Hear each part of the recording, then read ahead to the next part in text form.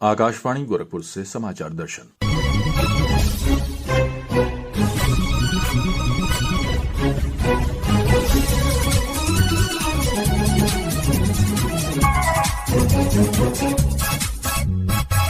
इस अंक में महाकुंभ 2025 और प्रदेश की अर्थव्यवस्था।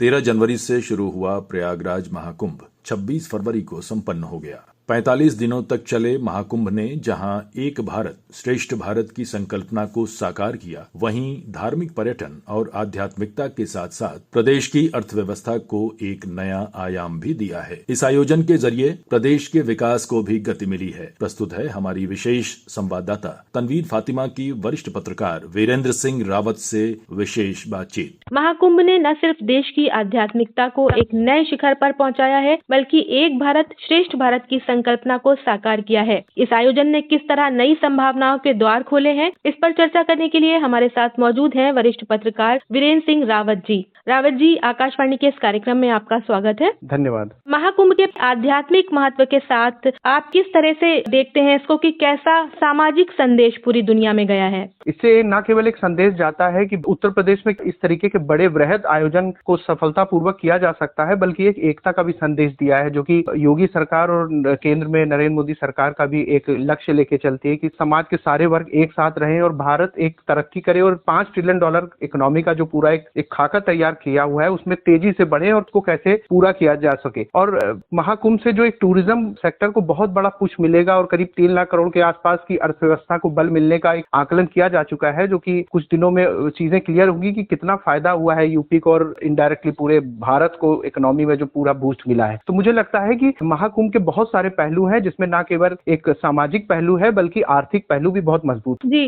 जिस तरह से हम देख रहे हैं कि लगातार एक स्पिरिचुअल टूरिज्म को बढ़ावा देने की कोशिश की जा रही है, सरकार ने स्पिरिचुअल सर्किट भी बनाया है और उसको प्रमोट कर रही है लगातार। तो इस सेक्टर में आपको क्या लगता है कि कितना ज्यादा बूस्ट देखने को मिलेगा आने वाले दिनों में? यूपी में पुराने जमाने से बहुत सारे ऐसे स्थल हैं जहां पे आध्यात्मिक और धार्मिक टूरिज्म का एक महत्व रहा है, लेकिन पिछले कुछ सालों में उसमें बहुत तेजी से विकास हुआ है। सड़कों की बात कर लें आप, लॉजिस्टिक्स की बात कर लें, वहां पे जो सुविधाओं की बात कर लें, एक्सप्रेसवे का जो पूरा कनेक्टिविटी बढ़ी है, बहुत सारे एयरपोर्ट बने हैं जिसमें बहुत सारे अंतर्राष्ट्रीय एयरपोर्ट भी बने हैं। उससे क्या हुआ है, जो यूपी का टूरिज्म सर्किट था रिलीजियस, कल्चरल और स्पिरिचुअल, उसको बहुत बड़ा बल मिला है। और इसीलिए आपने देखा कि यूपी जो कि पर्यटन की दृष्टि से तीसरे चौथे स्थान पे आता था, प्रथम स्थान पे आ गया है 2-3 सालों में और बहुत तेजी से वो बढ़ता चला जा रहा है। तो इससे यूपी की अर्थव्यवस्था को बहुत बड़ा बल मिलेगा, क्योंकि इसमें ज्यादातर जो टूरिज्म सेक्टर होता है, इसमें सरकार को सिर्फ इंफ्रास्ट्रक्चर क्रिएट करने की जरूरत पड़ती है, बाकी चीजें सब प्राइवेट सेक्टर के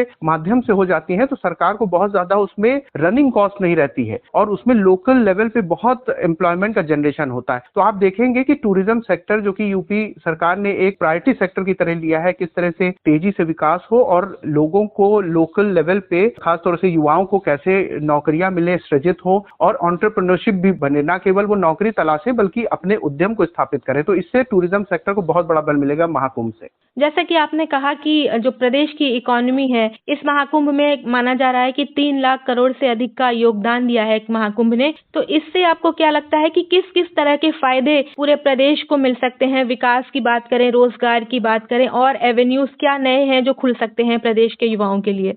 टूरिज्म सेक्टर एक बहुत बड़ा सेक्टर इस सेंस में होता है कि इससे जो आपकी सॉफ्ट पावर होती है, सॉफ्ट पावर से मतलब है कि एक तो मिलिट्री पावर होती है और एक होती है सॉफ्ट पावर। तो टूरिज्म सेक्टर किसी भी देश का हो, आपने देखा होगा कि साउथ ईस्ट एशिया के बहुत सारी कंट्रीज हैं, थाईलैंड हो गया, श्रीलंका हो गया, जहां पे उस तरीके की, इवन नेपाल को आप देख लें, पूरी अर्थव्यवस्था उनकी टूरिज्म पे ही बेस्ड है। तो यूपी सरकार ने भी इसको बहुत कायदे से समझ लिया है कि टूरिज्म सेक्टर से न केवल इकोनॉमी को बल मिलता है बल्कि उसकी सॉफ्ट पावर, क्योंकि यूपी सरकार अपने सारे क्षेत्रों में इन्वेस्टमेंट को भी आकर्षित कर रही है। जब एक कोई बाहर से एक सैलानी आता है आपके प्रदेश में और अच्छी तरह रहता है, तो वो जाके संदेश देता है, उससे एक सॉफ्ट पावर जनरेट होती है और इन्वेस्टमेंट बढ़ता है। और टूरिज्म सेक्टर से सीधे सीधे होटल इंडस्ट्री हो, रिजॉर्ट्स हो, एक्सप्रेसवेज हो, एयरपोर्ट्स हो, लॉजिस्टिक्स हो, ट्रांसपोर्ट हो, बहुत सारी चीजें जो है एक मल्टीप्लायर इफेक्ट की तरह काम करती हैं। जी, जिस तरह से हम देख रहे हैं कि जब से ये सरकार बनी है, लगातार इन्वेस्टर्स को बुलाया जा रहा है, ग्लोबल इन्वेस्टर समिट करे जा रहे हैं।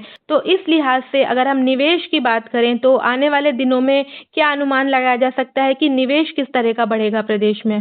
यूपी ने ग्लोबल इन्वेस्टर समिट किया था, उसमें सारे सेक्टरों को मिला के करीब 40 लाख करोड़ से भी ज्यादा का निवेश प्रस्ताव मिले थे और टूरिज्म सेक्टर में सीधे सीधे करीब 50,000 से 1 लाख करोड़ के सीधे सीधे निवेश प्रस्ताव मिले थे, जिसमें बहुत सारे प्रस्ताव जो है जमीन पे उतर भी चुके हैं, बहुत सारे प्रोजेक्ट लग भी गए हैं, कमीशन हो गए हैं और कुछ पाइपलाइन में है। कहने का तात्पर्य ये है कि टूरिज्म सेक्टर में बहुत तेजी से यूपी में विकास हुआ है और स्पिरिचुअल टूरिज्म, कल्चरल टूरिज्म, बहुत सारे सर्किट जैसे आपने मेंशन किया, उसमें बुद्धिस्ट सर्किट भी है, रामायण सर्किट भी है, महाभारत सर्किट, एक सूफी सर्किट भी बनाने की बात है, उसको कैसे बढ़ाना है और जितने भी एक्सप्रेसवे यूपी में हैं और या बन रहे हैं उनको भी प्रदेश सरकार इंटरलिंक करने जा रही है कि सारे एक्सप्रेसवे आपस में इंटरलिंक भी हो जाएंगे, तो जिससे बहुत तेजी से मूवमेंट होगा, न केवल लॉजिस्टिक्स का बल्कि पैसेंजर्स का भी। तो इससे आप देखेंगे आने वाले 2-3-5 सालों में जो यूपी का भी टूरिज्म सेक्टर या बाकी जो एक अर्थव्यवस्था की विकास दर है वो बहुत तेजी से आगे जाएगी।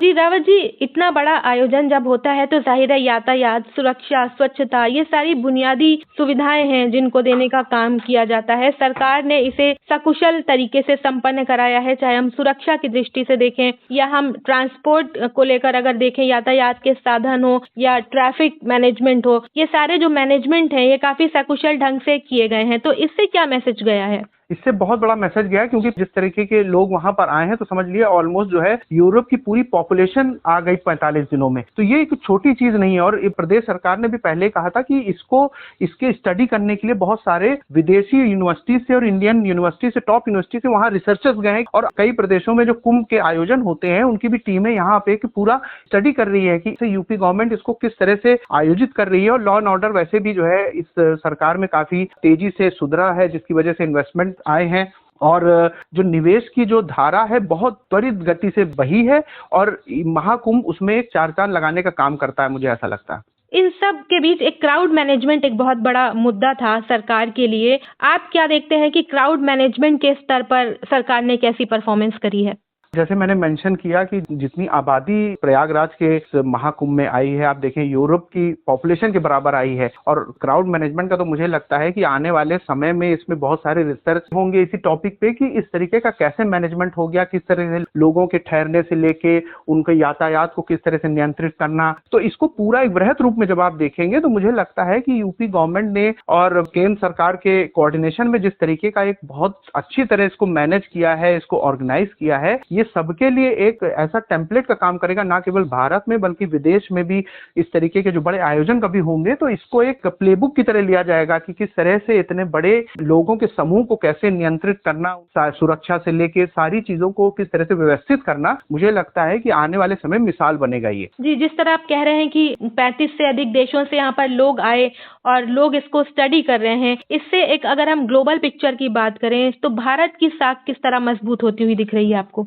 पिछले करीब 5-10 सालों में जो भारत का एक विश्व पटल पे एक जो इमेज थी या स्टैचर था उसमें काफी उछाल आया है। उसमें यूपी का भी बहुत बड़ा योगदान है, क्योंकि यूपी सबसे बड़ा राज्य है जनसंख्या की दृष्टि से। तो महाकुंभ मुझे लगता है कि भारत की जो सॉफ्ट पावर है इंटरनेशनल पटल पे उसको बहुत ही मजबूती से रखता है। जब ये संदेश जाएगा कि 65 करोड़ लोग जो है यूपी में आए और सफल आयोजन रहा तो उससे साख बहुत तेजी से बढ़ेगी और मुझे लगता है कि इन्वेस्टमेंट में भी वो ट्रांसलेट होता आपको दिखाई देगा। जी वीरेंद्र जी, जिस तरह से हम सुविधाओं की अगर बात करें तो लेटेस्ट टेक्निक का इस्तेमाल किया गया है, एआई का इस्तेमाल किया गया है, साथ ही डिजिटल महाकुंभ का कॉन्सेप्ट जो है वो लाया गया, इस बार इसको साकार किया गया है। तो भविष्य में इसका क्या फायदा मिलने वाला है हमें? वहाँ पे एआई का प्रयोग किया गया, आर्टिफिशियल इंटेलिजेंस का प्रयोग किया गया, क्राउड मैनेजमेंट के लिए, लॉ एंड ऑर्डर के लिए, मॉनिटरिंग के लिए, सीसीटीवी से लेके सारा इंटीग्रेटेड मैनेजमेंट था जो कि विश्व स्तर का था। ड्रोन से लेके हर चीजों का जो दुनिया की नवीनतम टेक्नोलॉजी है उसका प्रयोग किया गया और न केवल क्लाउड मैनेजमेंट बल्कि किस तरह से पूरी चीजों को मॉनिटर किया गया और टेक्नोलॉजी को किस तरह से प्रयोग किया जाता है। और न केवल टेक्नोलॉजी का प्रयोग बल्कि भारत के भी जो युवा है जो इस तरह की टेक्नोलॉजी को डेवलप करते हैं उनको भी एक बहुत अच्छा प्लेटफॉर्म मिला है, उनके लिए भी एक टेस्टिंग ग्राउंड हो गया और आने वाले समय में ये एक भारत में टेक्नोलॉजी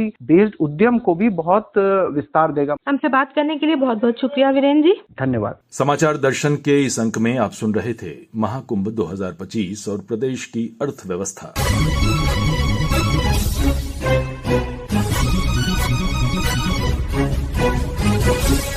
इसी के साथ संपन्न होता है समाचार दर्शन का ये अंक। वार्ता तनवीर फातिमा, संपादन ओम अवस्थी और वाचन विकास राय।